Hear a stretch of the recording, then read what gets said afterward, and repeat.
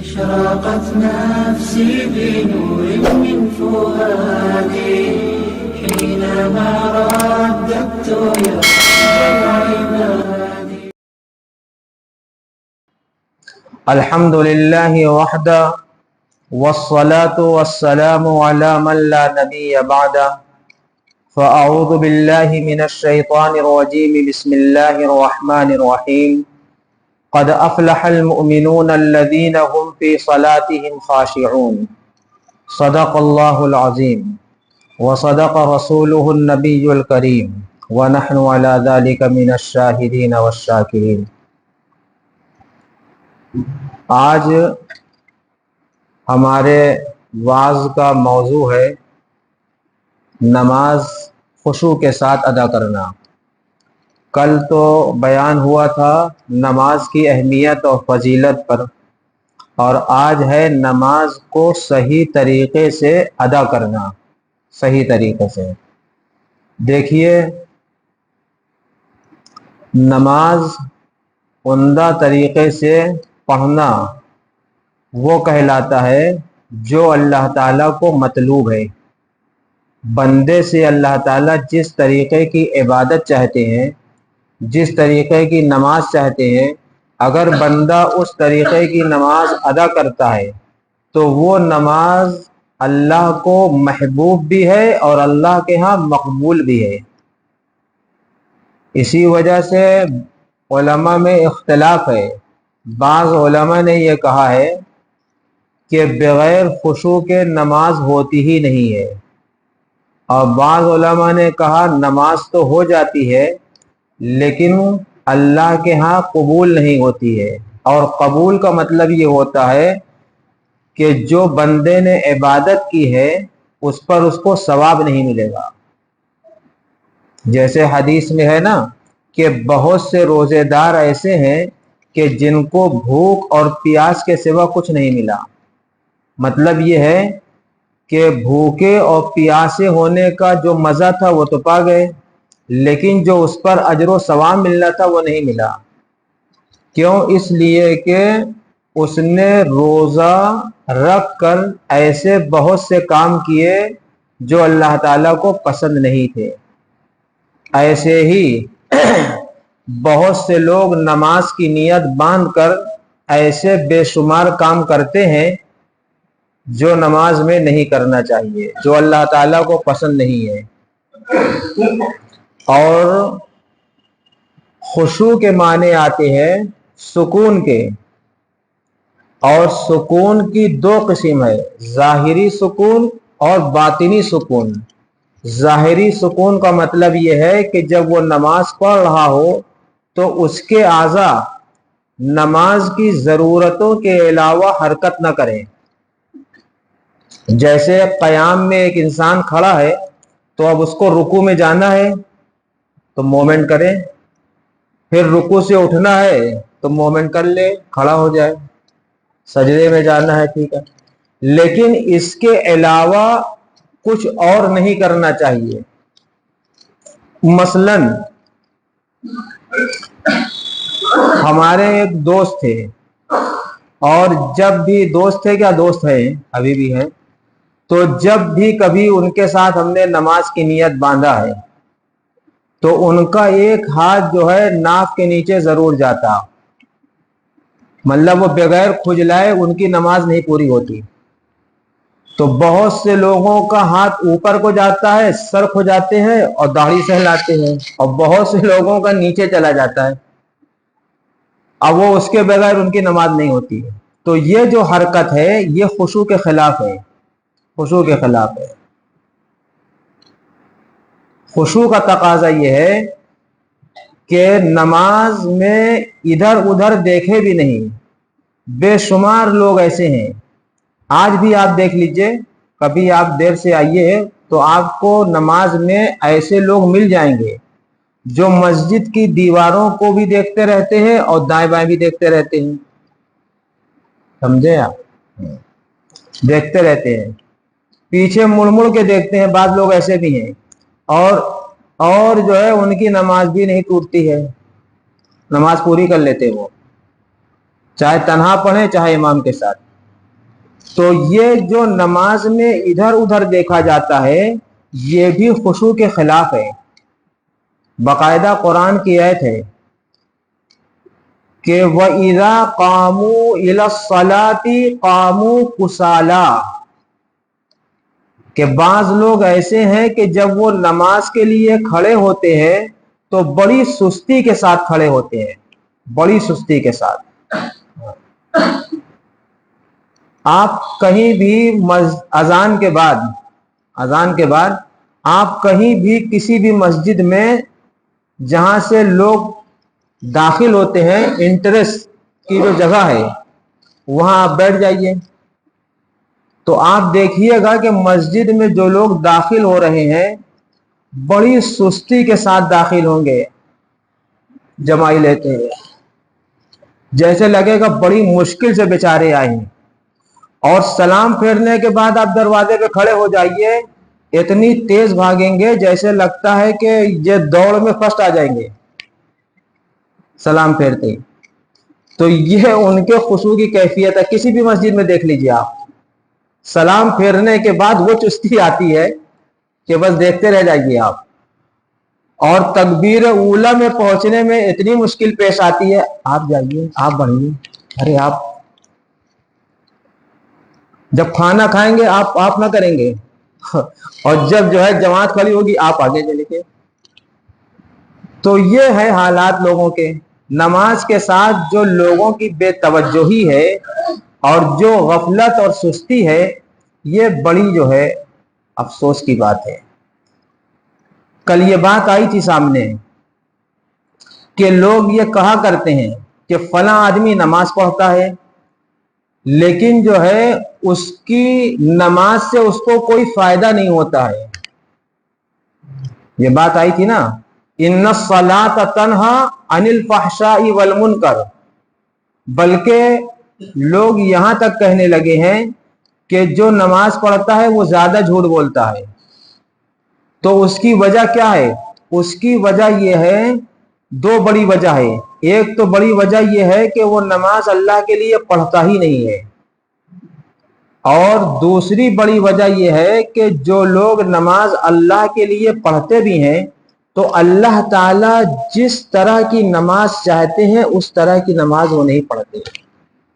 اسی وجہ سے ایک حدیث میں آتا ہے کہ بعض لوگ جو نماز پڑھتے ہیں تو ان کو ان کی نماز کا 10واں حصہ ثواب ملتا ہے، اور کسی کو 9واں حصہ، کسی کو پورا. ایسے ہی چلتے چلتے نبی اکرم صلی اللہ علیہ وسلم نے فرمایا آخر میں کہ بعض لوگوں کی نماز ایسی ہوتی ہے کہ وہ آسمان کے قریب جب جاتی ہے تو فرشتے اس کو پرانے کپڑے میں لپیٹ کر نمازی کے اوپر پھینک دیتے. حدیث میں ہے. تو یہ نماز کون سی ہے؟ یہ وہی بلا خشوع والی. یہ ایسی نماز ہے جس وہ خشوع سے خالی ہے. فَوَيْلٌ لِّلْمُصَلِّينَ الَّذِينَ هُمْ عَن صَلَاتِهِمْ سَاهُونَ. سورہ ماعون ہے نا، ارأیت الذی، اس میں یہ آیت ہے کہ ہلاک ہو جائیں وہ لوگ جو ایسی نماز پڑھتے ہیں کہ اپنی نماز سے ہی وہ غافل ہیں، اپنی نماز سے ہی وہ غافل ہیں. کبھی بھی اگر کسی مسجد میں امام کو رکعت بھول جائے، امام بھی انسان ہے بیچارہ، بھول جائے، تو اگر اس کے پیچھے 50 آدمی ہو یا 100 آدمی ہو یا 200 آدمی ہو، ان کی اتنی ہمت نہیں ہو پاتی ہے کہ امام کو لقمہ دے دیں. اگر وہ تیسری رکعت میں بیٹھ گیا ہے اور چوتھی کے لیے نہیں کھڑا ہوا ہے تو جتنے ہیں سب کو یہ بھول ہوتی ہے کہ شاید چوتھی ہو بیٹھ گئے، حالانکہ تیسری رہتی ہے. اور سلام پھیرتے ہی سب بولیں گے ارے امام صاحب ابھی 3 ہی پڑھایا آپ نے. تو نماز میں ان کا ہوش آواز پتہ نہیں کہاں رہتا ہے، اور سلام پھیرتے ہی دماغ کام کرتا ہے. سلام پھیرتے ہی دماغ کام کرے گا اور نماز میں کوئی لقمہ نہیں دے گا. یہ کیا ہے؟ یہ غفلت ہے. لیکن بعض لوگ بڑی اچھی نماز پڑھتے ہیں.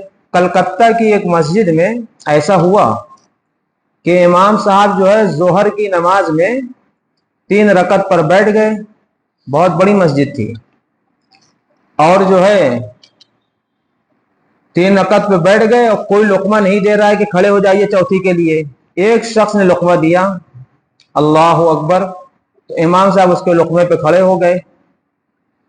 تو پوچھا کہ آپ کو پورا یقین ہے کہ میں نے 3 رکعت پڑھی ہے؟ 3 پہ بیٹھ رہا تھا میں, پورا یقین ہے جو آپ نے لقمہ دیا؟ کہا ہاں مجھے پورا یقین ہے, کیونکہ میرا روزانہ کا معمول ہے کہ میری 4 دکان ہے, ہر رکعت میں ایک دکان کا حساب کرتا ہوں, اور اب آج جو نماز پڑھی 3 ہی دکان کا حساب ہوا ہے. اب آپ سمجھ لیجئے کہ یہ خشوع کا عالم ہے کہ تاجر صاحب جو ہے اپنی دکان کا کیا کرتے ہیں؟ حساب کرتے ہیں. تو جو لقمہ بھی دیا اس میں بھی خشوع نہیں ہے. ہاں, یعنی یہ سوچا گیا کہ شاید یہی بیچارہ خشوع سے پڑھے ہو, وہ بیچارہ بھی خشوع سے نہیں پڑھ رہا تھا, حساب کر رہا تھا دکان کا, اس لیے جو لقمہ دینا آسان ہو گیا. تو لاوے کا لاوا خراب ہے, لاوے کا لاوا. میں ایک مسجد میں نماز میں نے ادا کی, کسی کنٹری کی بات ہے, دوسرے کنٹری کی بات ہے, اور میرے والد صاحب بھی تھے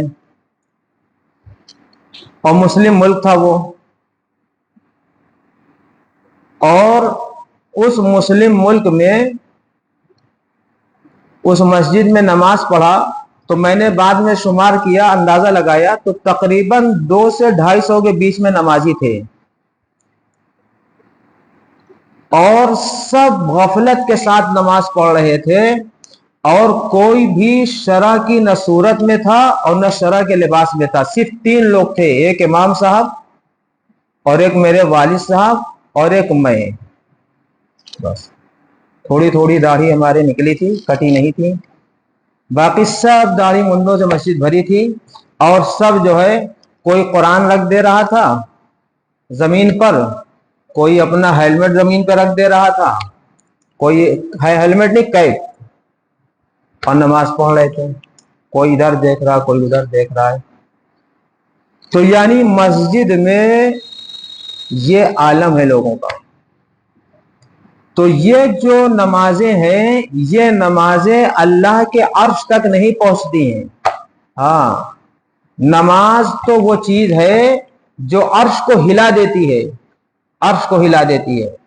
ہاں, حدیث میں آتا ہے کہ اللہ رب العزت نماز پڑھنے والوں کو بڑی غور سے دیکھتے ہیں. بڑی غور سے دیکھنے کا مطلب یہ ہے کہ جو شخص نماز پڑھتا ہے اللہ تعالی کی مکمل توجہ اس کی طرف ہوتی ہے.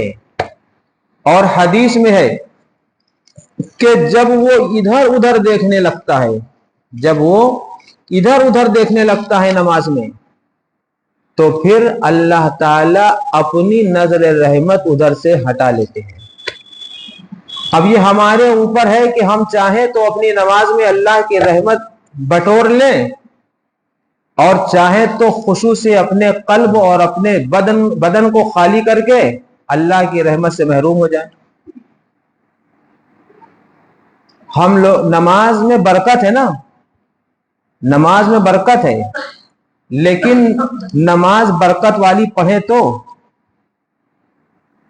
نماز دال میں بہت مزہ ہے, گوشت میں سالن میں بہت مزہ ہے, لیکن اگر اس میں نمک نہ ہو تو مزہ آئے گا؟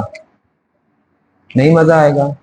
دال میں نمک نہ ہو, سالن میں نمک نہ ہو, تو نماز میں اگر خشوع نہ ہو تو نماز میں کوئی لطف نہیں ہے, بے لطف ہے, بے کیف ہے. نماز کا لطف جو ہے وہ خشوع ہی ہے. اللہ تعالیٰ فرماتے ہیں وَاسْتَعِینُوا بِالصَّبْرِ وَالصَّلَاةِ, کہ اگر تم اللہ سے کوئی مدد چاہتے ہو تو 2 کام کرو, نماز پڑھو اور صبر کرو بلاؤں پر, مصیبتوں پر. اور پھر اللہ تعالیٰ نے یہ بھی فرمایا کہ وہ نماز کون سی ہونا چاہیے جو جب تم اللہ سے مدد طلب کر رہے ہو تو اللہ سے مدد طلب کرنے کے وقت تمہاری نماز جو ہے خشوع والی ہونا چاہیے. پھر اللہ تعالیٰ خود ہی فرما رہے کہ خشوع آسان بات نہیں ہے. وَإِنَّهَا لَكَبِيرَةٌ إِلَّا عَلَى الْخَاشِعِينَ. نماز یوں ادا کرنا تو بہت مشکل ہے، لیکن جو خشوع سے نماز پڑھتا ہے اس کے لیے نماز پڑھنا کیا ہے؟ آسان ہے. دیکھیے کل بھی یہ بات آئی تھی کہ نماز جو ہے وہ اللہ تعالیٰ کے تقرب کا ذریعہ ہے. اللہ تعالیٰ کے تقرب کا ذریعہ ہے، یعنی بندہ نماز کے ذریعے اللہ تعالیٰ سے قریب ہوتا ہے. لیکن ہماری جو نماز ہے وہ ہمیں اللہ تعالیٰ سے دور کرتی ہے خشوع نہ ہونے کی وجہ سے. خشوع سے محروم ہونے کی وجہ سے ہمیں نماز کی وجہ سے اللہ کا قرب حاصل نہیں ہوتا ہے. اللہ کا قرب حاصل کرنے کے لیے اب آپ اندازہ لگائیے کہ نماز سیکھنے کی چیز ہے، ہم لوگ سیکھتے نہیں. نماز جو ہے ہم لوگ نہیں سیکھتے ہیں، بس دیکھی دیکھا نماز پڑھتے ہیں. دیکھی دیکھا ایک شخص کی شادی ہوئی اور وہ کہاں چلا گیا؟ بھائی شادی جب ہوگی تو سسرال جائے گا نا، تو اپنی بیوی کو لے کے جب وہ سسرال پہنچا یعنی بیوی کے میکے، تو نمازی تو وہ تھا نہیں اور سسرالی لوگ نمازی تھے. اس کو لے کے مسجد گئے تو اس نے نماز پڑھی. اب اتفاق کی بات تھی جب وہ جو ہے سجدے سے اٹھنے لگا تو جو آگے آدمی تھا نا اگلی صف میں، اس کے سرین سے اس کے سر میں ایک ٹکر لگی. سمجھے آپ؟ اب جب وہ اپنے وطن پہنچا اپنے گھر تو جب نماز پڑھے تو پیچھے والے کو ایک ٹکر مارے. سمجھا؟ جب لوگوں نے ٹوکا تو کہا کہ سسرال میں ہم ایسے ہی نماز پڑھا پہلی بار. سمجھے آپ؟ اس نے ہم کو ٹکر مارا تھا. تو اب اس نے پوچھا نہیں ٹکر کیسی تھی، بس ٹکر مارنے لگا. تو ہماری نماز کیسی ہے؟ ٹکر والی ہے. سمجھے آپ؟ پیچھے بھی ٹکر مارتے ہیں اور آگے سجدے میں بھی ٹکر مارتے ہیں. کھٹا کھٹ جو سجدہ کرتے ہیں نا اس کو ٹکر والی نماز کہتے ہیں. تو دیکھی دیکھا نماز چل رہی ہے. ان کو دیکھا ہاتھ اٹھاتے، ان کو دیکھا ہاتھ گراتے، ان کو دیکھا جو ہے رکوع کرتے، ان کو دیکھا سجدہ کرتے. حضرت خواجہ باللہ جنہوں نے بڑے بڑے بادشاہوں کو دعوت دی اور ہدایت کی طرف بلایا، ان کا سرہندی کا کیا نام تھا؟ سرہندی جو تھے ہاں شیخ مجدد الفسانی. تو شیخ مجدد الفسانی اپنے خط میں لکھتے ہیں اپنے کسی خلیفہ کو کہ نمازوں کا بڑا اہتمام کرنا اور نمازوں کے مستحبات اور سنن کی پوری رعایت کرنا.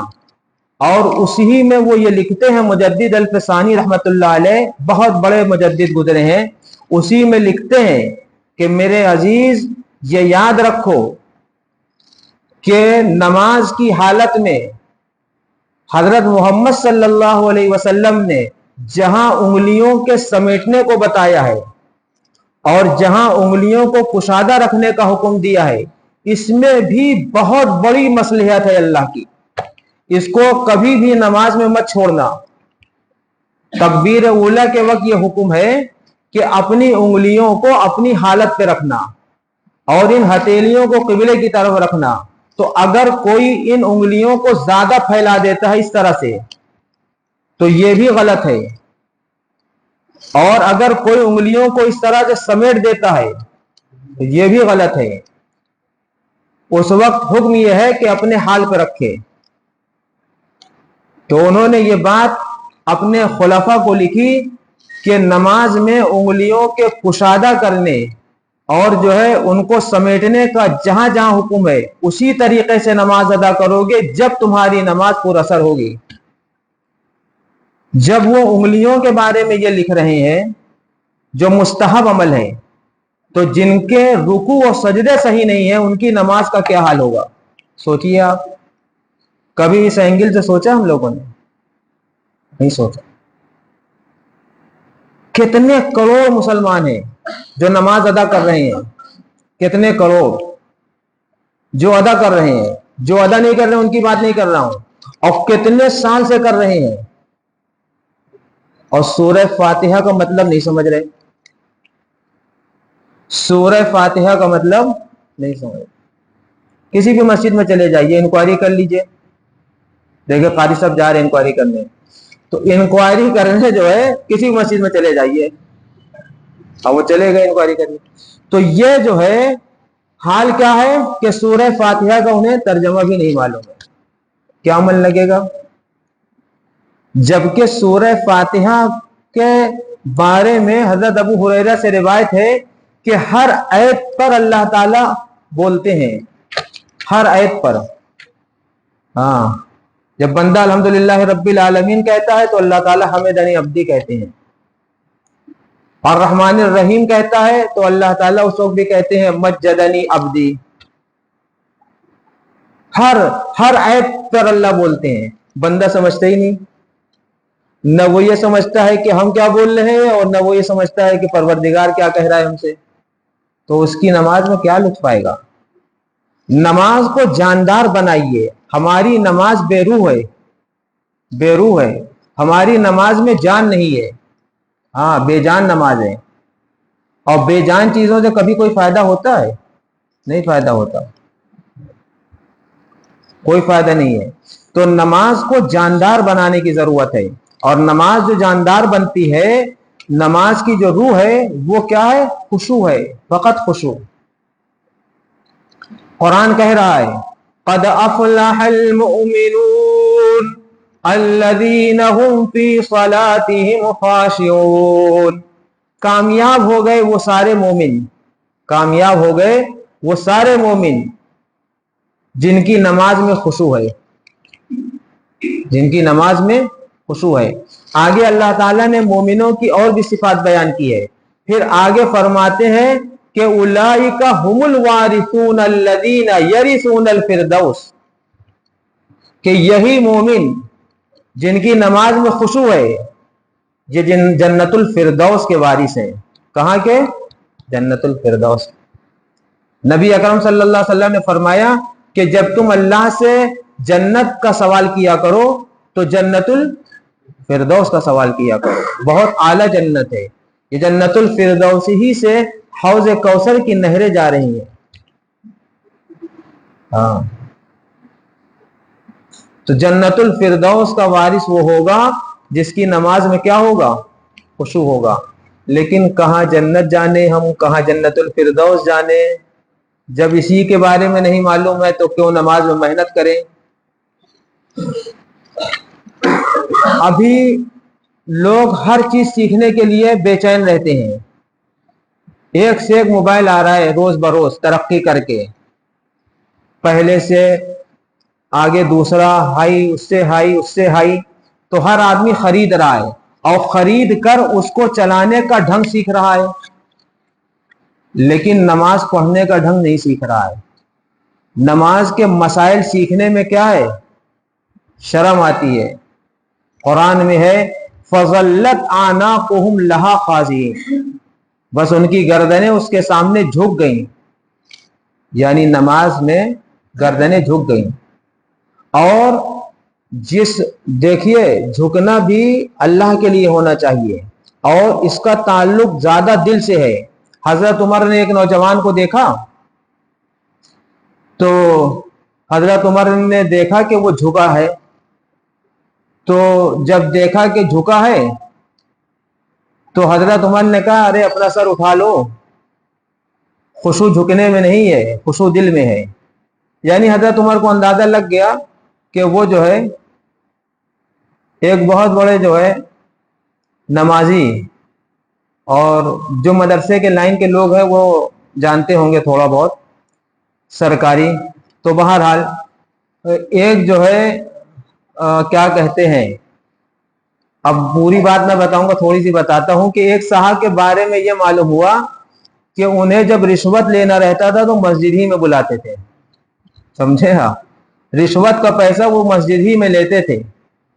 ہاں, اور مصلی پر لیتے تھے، یعنی نماز پڑھتے تھے خصوصی، جب نماز ختم ہو جائے تو بلائیں جس سے لینا ہے اور کہیں کہ دیکھیے میں جھوٹ نہیں بولتا ہوں، دیکھیے میں پکا نمازی ہوں، ہاں، اور میں رشوت نہیں لیتا ہوں، اتنا دے دیجیے، آگے دینا ہے، سمجھے آپ؟ اب کتنا آگے دیں گے کتنا یہیں رکھیں گے وہ جانے۔ تو لوگوں کی نماز بھی کسی کسی کی رشوت کے لیے ہے۔ بہت سے لوگوں کو میں نے دیکھا زبردستی سجدے میں رگڑ رہے ہیں اپنا ماتھا، کیوں؟ میں نے پوچھا کیوں بھیا؟ کہنے لگے نماز کا نشان نہیں پڑا ابھی، سمجھے؟ ہاں، ارے بھیا نماز کا نشان ڈال کے کیا کرو گے؟ اللہ کے ہاں قبول ہو جائے بڑی بات ہے کہ نہیں؟ اور وسیع آباد میں تو بہت مشکل ہے نشان پڑھنا، اتنی نرم قالین ہے۔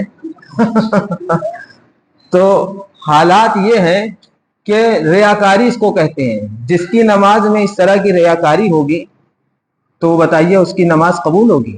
یہ خشوع ہے، یہ ماتھے پہ کالا نشان لگانا یہ کوئی نماز کا حصہ ہے؟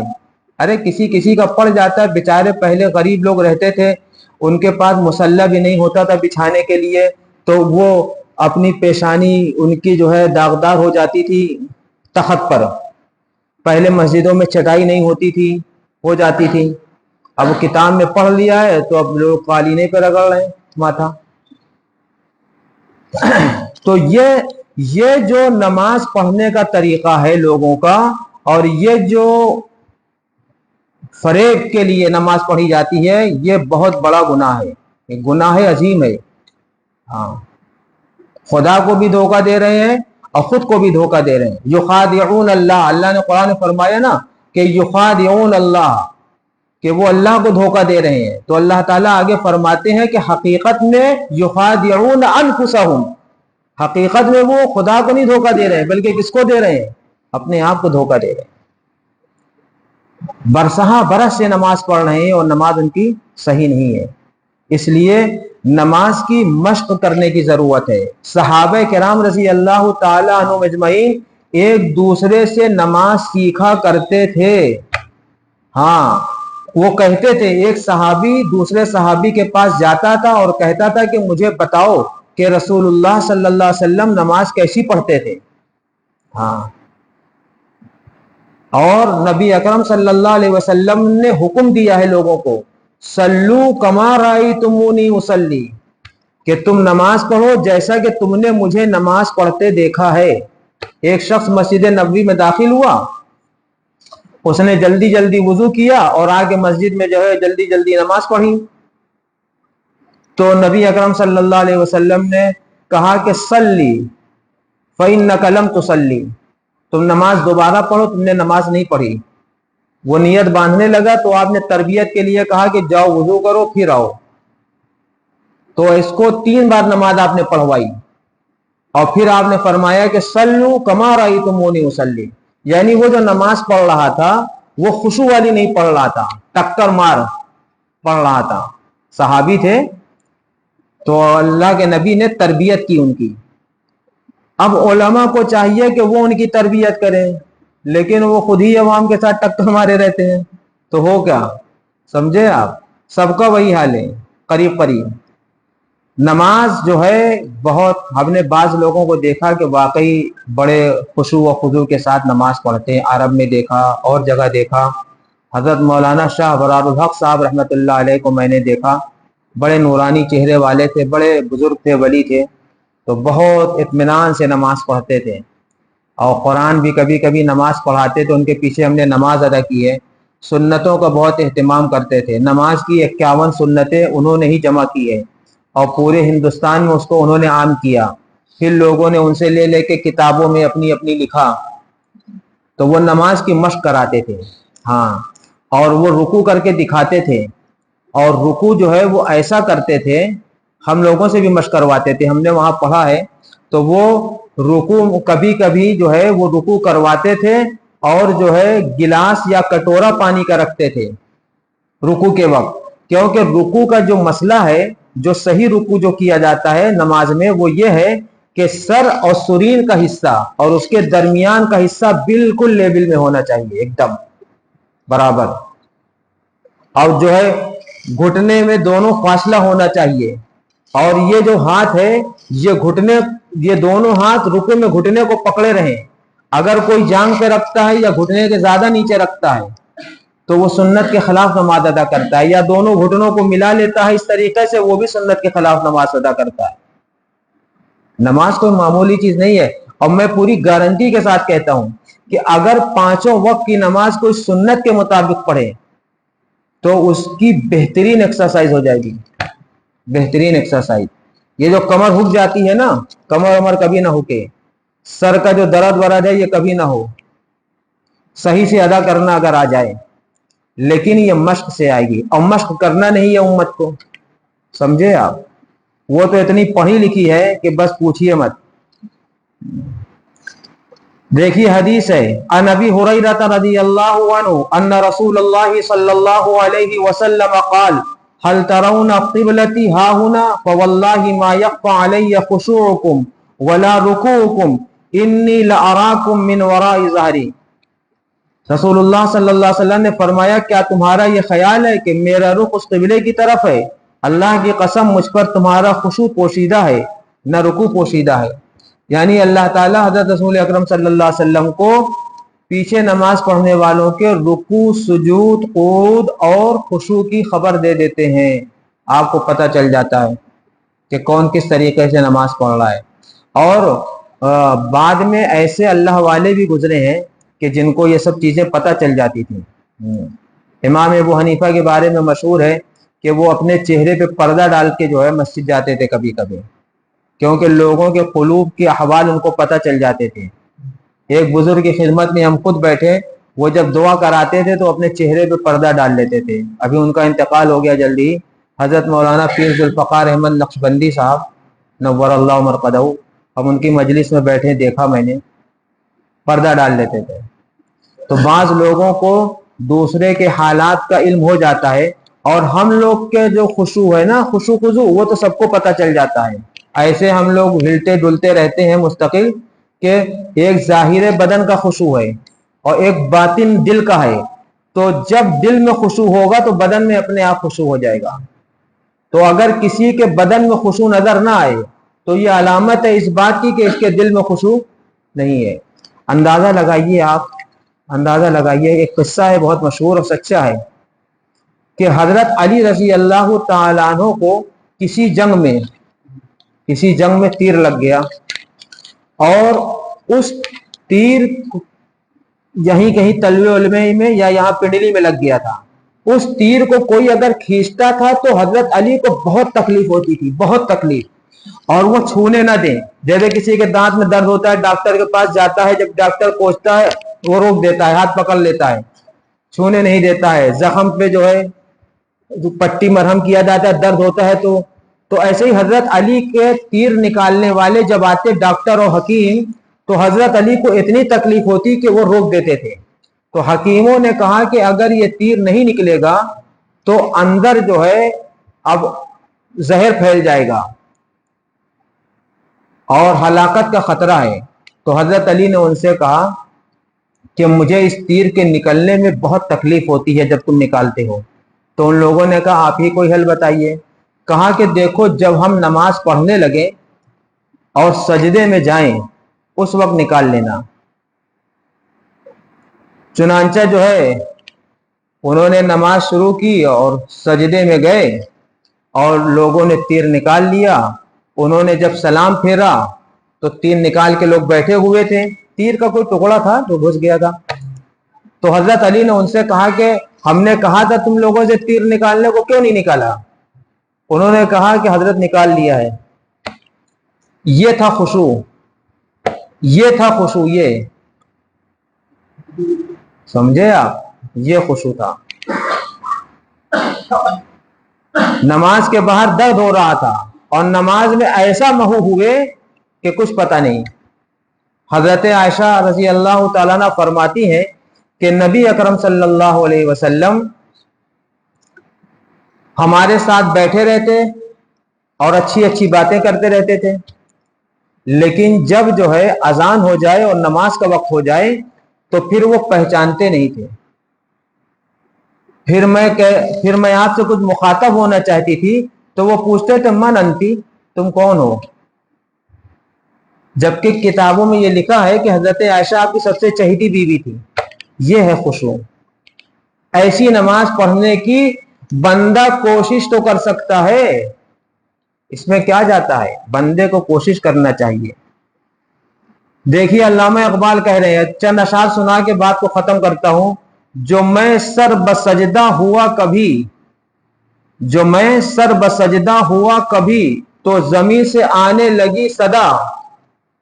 तेरा दिल तो सनम आशना है, तुझे क्या मिलेगा नमाज में। यानी तुम्हारे दिल में तो ख्यालात दूसरे हैं, अल्लाह का तस्वुर ही नहीं है, अल्लाह की जात तो तुम्हारे सामने है नहीं, तो तुम्हें सजदे में क्या मिलेगा। और वही है, हम लोगों को सजदे में कुछ नहीं मिलता।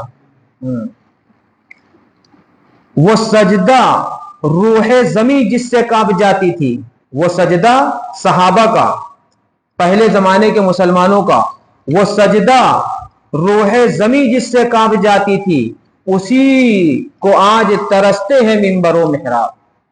यानी वो सजदा मस्जिद में नहीं मिलता। अब आप किसी भी वली के पास, पीर के पास चले जाइए दुआ कराने, पूरी गारंटी है मेरी, कोई दुआ कबूल नहीं होनी। एक साहब के पास हम गए दुआ कराने के लिए, तो उन्होंने कहा कि ये बताओ कि कई दिन में दुआ चाहते हो कबूल हो जाए। तो हमने कहा कि जो है आज ही हो जाए।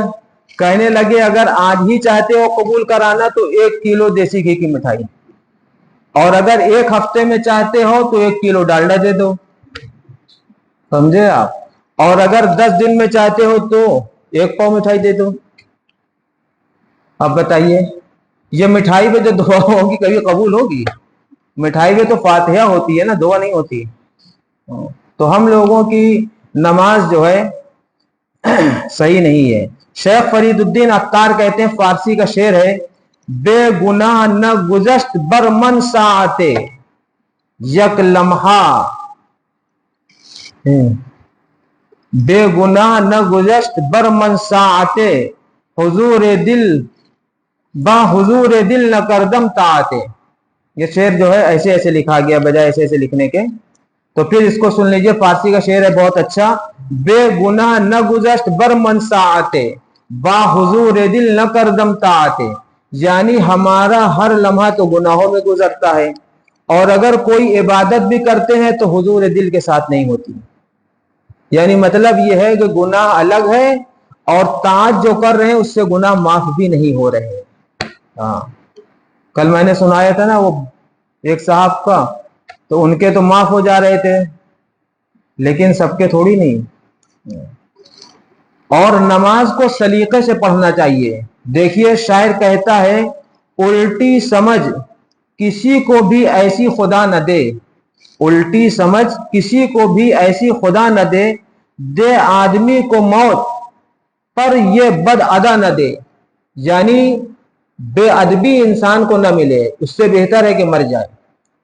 तो यही मुराद है नमाज में भी, कि नमाज जब पढ़े तो बेसलीका ना पढ़े, सलीके से पढ़े। सीखने की जरूरत है नमाज। जब मर्दों को नमाज नहीं आती तो औरतों को कहां से आती होगी? वो तो बेचारी इतने पर्दे में रहती है, कैसे सीखेंगी, समझे। पूरी दुनिया की औरत तो पर्दे में है ना, बेनकाब है ही नहीं कोई। देखिए ये सीखने की चीज है। हो रही है उम्र, हो रही है उम्र मिसले बर्फ कम, चुपके रफ्ता रफ्ता दम बदम। जैसे बर्फ है ना, कहीं रख दीजिए, चुपके आहिस्ता आहिस्ता क्या होता है, पिघल के खत्म हो जाता है। ऐसे ही हम लोगों की जिंदगी आहिस्ता आहिस्ता क्या हो रही है, खत्म हो रही है। सीख लीजिए नमाज। 20 साल से इस मस्जिद में कह रहा हूं नमाज सीख लिए, तो हमको इस बात की बेइंतहा खुशी है कि अल्हम्दुलिल्लाह सब बेहतरीन नमाज जानते हैं, कभी उन्हें सीखने की जरूरत नहीं पड़ी। एक मौलाना साहब एक गांव में गए और 10 साल वहां रहे और फिर जो है छोड़ दिया। मैंने पूछा साहब क्यों आ गए गांव छोड़ के? कहने लगे 10 साल में पूरे गांव वालों ने हमसे एक भी मसला नहीं पूछा, इतने पढ़े लिखे थे। سمجھے آپ؟ اب آپ سوچ سکتے ہیں کہ مسلمان اتنا پڑھا لکھا ہوگا اس زمانے میں؟ بے حیا ہے، بے غیرت ہے. قرآن اور نماز جس طرح چاہے پڑھ لے، باقی ہر چیز سیکھے گا، ہر چیز سیکھے گا سوائے نماز اور قرآن کے.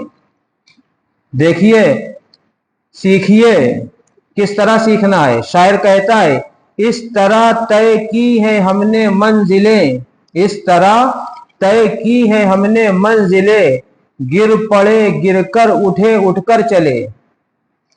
گر پڑے گر کر اٹھے اٹھ کر چلے. یعنی سیکھیے چاہے جتنی مصیبت آئے. ہاں، شرم و حیا نہ کریے اس میں. نماز بہت قیمتی چیز ہے. آپ خود بتائیے ایمانداری سے کہ نماز کے لیے آپ کتنا قیمتی اپنا وقت دیتے ہیں، اور نماز کو قیمتی بنانے کی فکر نہیں کر رہے ہیں. سمجھو آپ؟ تو نماز کو جب آپ اپنا قیمتی وقت زندگی کا دے رہے ہیں تو اپنی نماز کو قیمتی بنائیے، ایسی بنائیے جو اللہ کی بارگاہ میں کیا ہو جائے؟ قبول ہو جائے. اللہ تعالی ہم سب کو بہترین نماز پڑھنے والا بنا دے. أشرقت نفسي بنور من فؤادي